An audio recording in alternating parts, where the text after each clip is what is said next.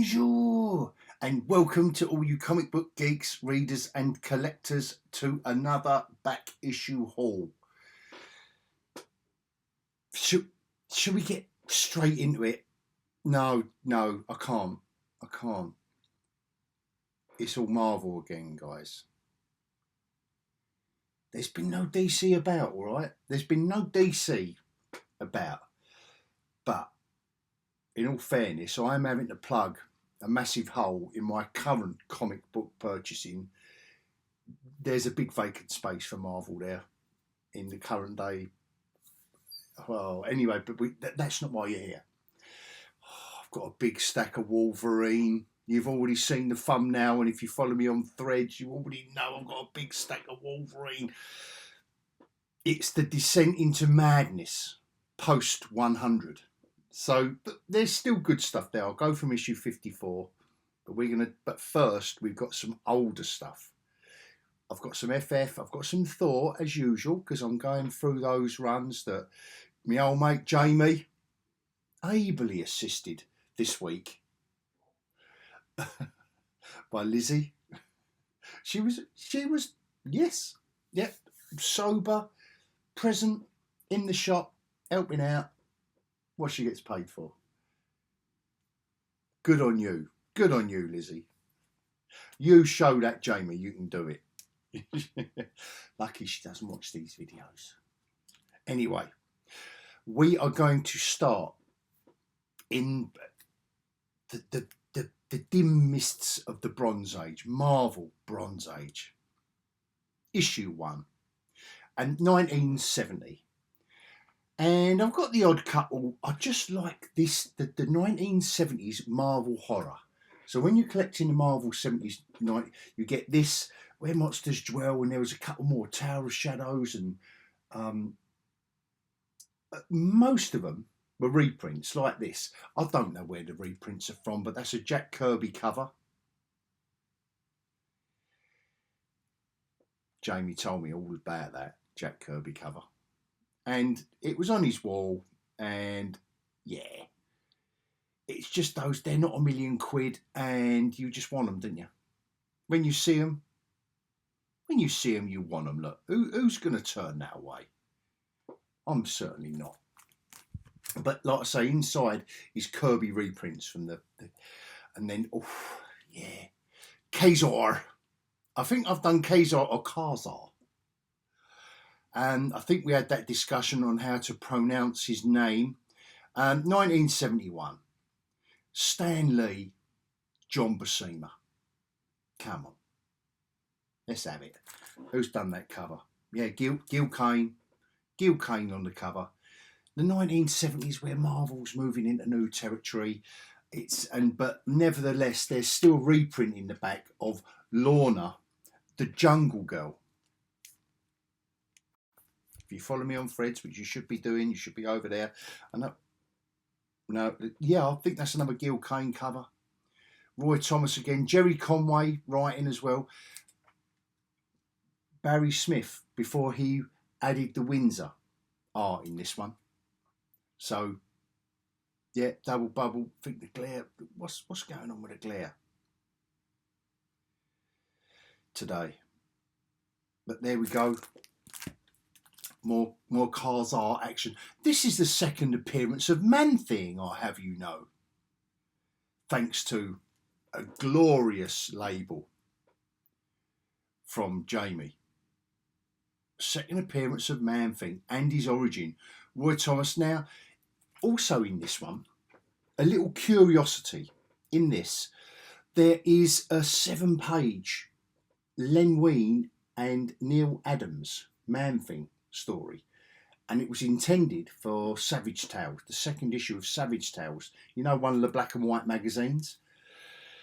It was delayed, so Marvel, being a publisher that's got artwork there they've paid for, they shoehorned it into that. Love it. Do you know what this is? You are looking at the first cover appearance of Man-Thing. Yeah, you lucky viewer. Another Gil Kane cover. And the backup in this one was Jan of the Jungle. Scantily clad maidens, their attire is completely inappropriate for running around the jungle, but there they were. They're reprints, obviously, from the 40s and 50s, you know, etc., etc. This one is Mike Friedrich is writing the story. Gil Kane, artwork. Roy Thomas, editing. So we are getting into that period now where Stanley's taking the back seat. You know, he's not writing. He's the figurehead now. And again, Rick Buckler is doing his best John Buscema impression in this. Still good art. Don't get me wrong. Still good artwork. I don't know why this bloke's turning up. Gemini. God knows how you're shoehorning him into Ka-Zar or Ka-Zar. Friedrich writing, Dan Atkins on the artwork, and it's, you know, it kind of descends. Friedrich and Atkins again. You know, is just.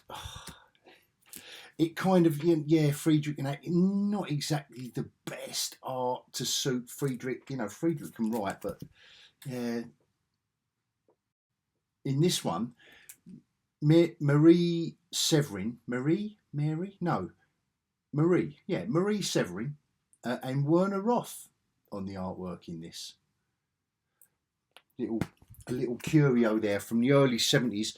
Like I say, when Marvel was weaning itself off of Stan Lee. Stan Lee's writing, obviously Jack Kirby had gone. Steve Ditko had gone in the late 60s. Like Ditko had gone in the late 60s. Kirby in the late 60s, early 70s. So they've got to get on with it. Roy Thomas taking over. Having said that, here's a reprint. We start off with a reprint from the Fantastic Four annual. That's all that was. Yeah, that's all that was. So there's nothing to write home about in that. Marv Wolfman on the writing. Look at this. Where are we now? We're late 70s. Yeah, we're 1978 in this run of FF.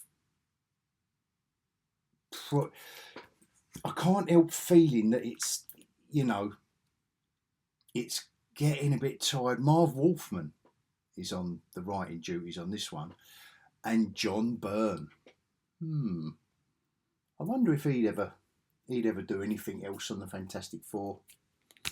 I wonder. You know.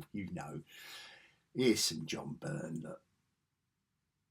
And what a wonderful run of Fantastic Four he did. I know you probably are aware of all of these beautiful couple. He just done a Terax. Yeah, is that Terax? I don't know. Anyway, he did a wonderful run.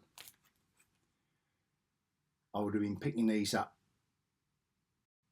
Literally been picking these up month by month, but you know, they went, and I've told you the story, so I'm going to go through that again.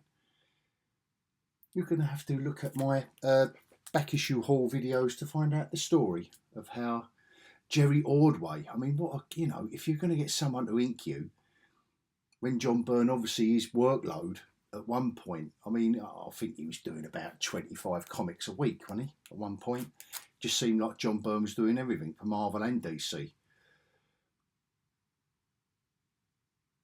Roger Stern is on this one. Like it's that kind of handover again from Byrne, the Byrne run, and this one. Look at that beautiful Barry Windsor Smith.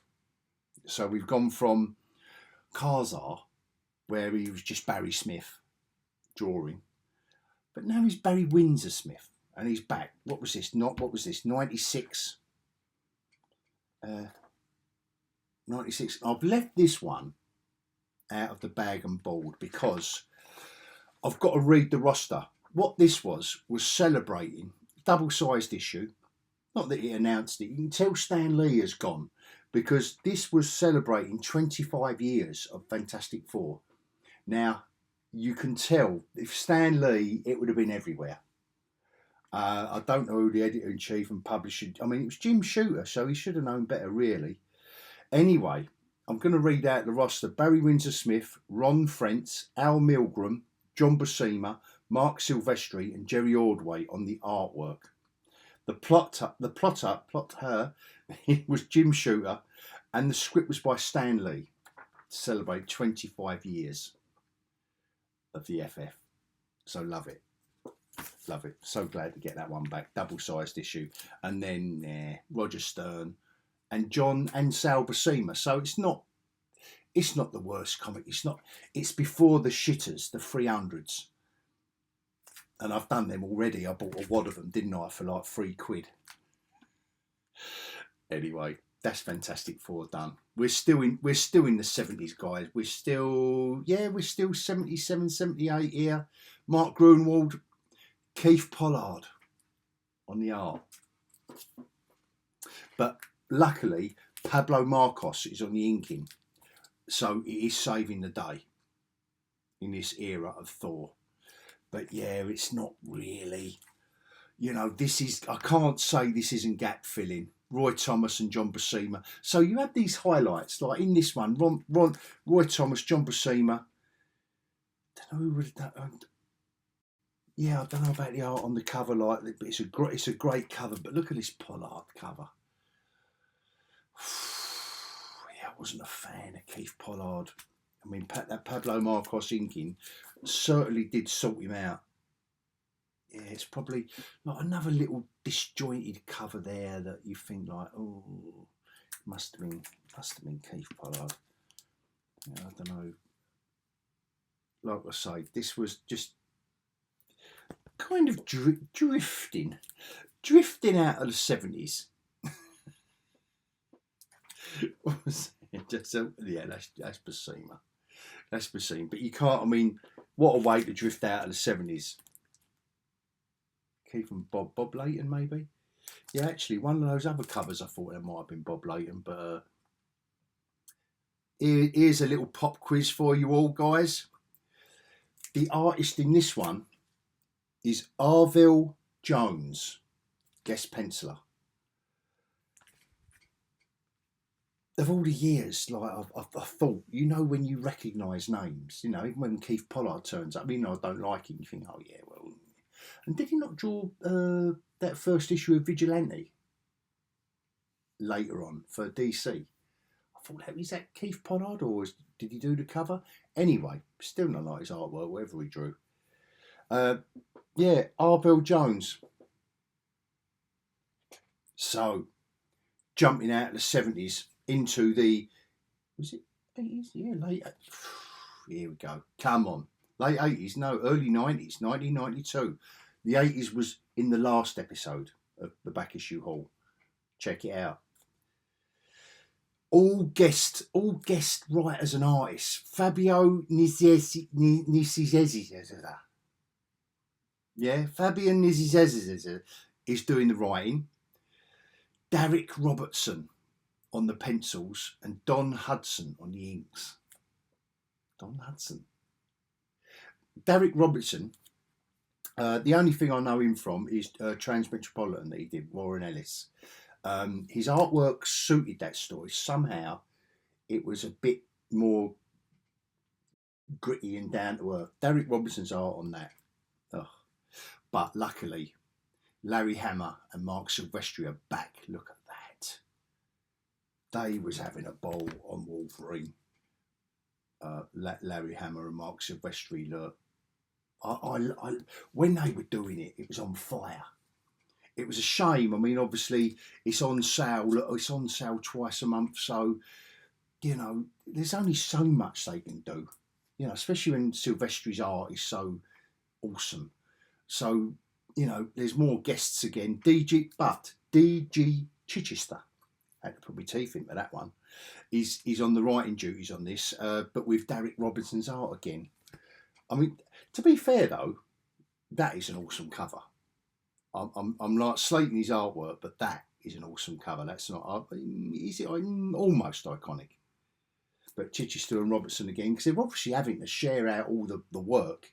If you're going to do it fortnightly, yeah, this is still fortnightly. I don't know whose signature that is on this cover. Don't know whose artwork that is. But Hammer, at least Hammer's back. But this is another question. Dave Hoover on the pencils. But now Larry Hammer is joined by Mark Texeira. Yes. Oh yes. And his artwork was kind of a weird mix, I think, in my opinion, was a weird mix of Bill Sienkiewicz and Sam Keefe. For me, it was that kind of big and bulk like Sam Keefe out there, and it was the scratchy Sienkiewicz. Loved his artwork. And then we get Mark Pacella on this issue. So you're all hyped up for... Was it still fortnightly? Oh no, we're back to monthly now, actually. Yeah, we're back to monthly. So you're all hyped up, and then you get Dan Pacella in this issue. But, little curiosity for you, Dan Panosian on the inking, which is a name I recognise from modern times. Texeira's back. Look at that. See what I mean about Sam Keefe and Bill Sienkiewicz. Look at that. Tex. And again, mental. Like if you're going to draw Wolverine, what comic book artist doesn't want to do that cover? Of course you do. Look. Of course you do. What? Yeah. Of course you're going to do that if you're drawing Wolverine. Dwayne Turner's on the penciling now. Yeah, it was all right. It was all right. You know, we're seeing out the night. We're just plodding through the 90s now, aren't we? All the talent's going over to Image, isn't it? All the proper artists are over there, aren't they, by now? So, yeah, Marvel are plodding on. But this is with Larry Hammer in situ. They were still decent stories, but art-wise, I mean, the signature on this is J. Fern. Like, I don't even know. I don't know where they come from and where they went. This is a nice cover, actually. As much as I said Dwayne Turner's art wasn't, that's a nice cover. Here we go. Adam Kubert turns up, doesn't he? Inked by Mark Farmer. Oh, spot on, and it's how an artist can suddenly transform. The storytelling transforms what's gone before, you know, the boring storytelling. Sometimes less is more. Look, nice. And Adam Kubert was one of those artists that, in my opinion, could be competing with the Image Boys over there. Ian Churchill doing the storytelling, like the storytelling artwork in that issue. Another lovely cover. Adam Kubert's back, look, another beautiful cover. God, if you're going to buy Wolverine comics, this is what you want. You want it bursting out the page and over the logo and everything. I think this is an absolutely stunning cover. This would have been cover of the week straight away for me if I was doing reviews back in 1990. Where are we now? 4, maybe. We must be in 1994. Yes, we are. 1994. Another artist I've never heard of, gang. Come on, help me out. John Nadia. Oh no, guest penciler. John Nadia. And in this one, Fabio Laguna. Still a great cover though. But yeah, flat. I mean, that's a gorgeous cover. Don't get me wrong. Adam Kubert, he's back with Mark Farmer. Gorgeous. And again, mucking about with that logo, deluxe paper. So, you know, they, as a publisher, they've still got an eye on the competition. Duncan Rulio doing the art in this. I don't know. Decent cover though. Decent cover. Kubert's back. It's so irritating when they just can't keep. Here he is. it was rocking and rolling. It was rocking and rolling. And, you know, just trying to compete with Image, 1995 by now, and, you know, glossy paper. And Image is just raising the game for everyone, in my opinion. You know, they had to keep up. They had to keep up with Image. Oh, another lovely cover. That's great. Again, messing about with the logo, black and white background. And then we've kind of got the slow descent into the post 100s. I've got it. Just in my opinion, it was the first 100 that is worth collecting, and after that it gets patchy. It gets patchy, but it's cheap. You know, you know, even you got Adam Kubert. Look, the covers are good. I'm not saying it's all bad. Don't get me wrong, but you know, you get to issue look, and now you know that late 90s Marvel. Yeah. Here we go. Yeah. Onslaught, was it that great? I don't know. Then we get a good cover like this. Beautiful cover. Black, white and red. Can't whack it. Adam Kubert again. But yeah, say post, maybe it's post 120, post 130. Because that, you know, it's not the greatest Wolverine cover, is it? What's this? Scrose? Yeah, Scrose. Issue 150 we've leaked, and then just two odd issues, 170 there, and then 172, and then that's not a bad team up. Thierry on the art and Chen on the Thierry on the story on the script, and Chen on the art. And look, Wolverine with Alpha Flight, you can't beat it. Can't whack it. An odd bod. Onto the odd bods. I'd never seen this before, ever. 1993, Peter David wrote it, and you've got Richard Howell on the art. And again, like, questions. I'd never seen this before in my life. Obviously raising awareness, at least. I don't know if they raised money, if this was a charity issue or what, but perhaps you can let me know in the comments. But I've got it anyway. Little odd bod. And then the annuals. These were never up to much, were they? 95. I remember having this one. 96. They was never up to much. Instead of making it the best or the kind of amalgamation of something, it just used to be something crap for Marvel. So free annuals, but you got to have them as a completist. And then after all of that, I'm going to kind of class these as back issues, but they were only last year, thanks to my old mate Paul, Comics and Fantasy. That was all Jamie at New Dawn Comics. You know I love them both. And this is Paul, Comics and Fantasy, who had these bad boys. He had a wall full of them, because it's one of those, a bit like a Dynamite, where they just have 84 covers for every issue and you have to choose. But anyway, these are the ones I chose. And I've got to say, the story inside does everything it says on the tin. It says Mark Spears Monsters, and it's got all the classic monsters of yesteryear, of Universal fame, whatever you want to call it. And he weaves a modern story via quite heavily computer-driven artwork, but I liked it. I don't think I'd want to see all of my comics like that, but this one stands out. It's more for more in a modern comics, issue 3 here. These are the witches that give me nightmares, the classic witch. But it was a worthy addition, and I hope more come up. Because like I say, that was only at the end of last year, so I'm going to class that as a back issue.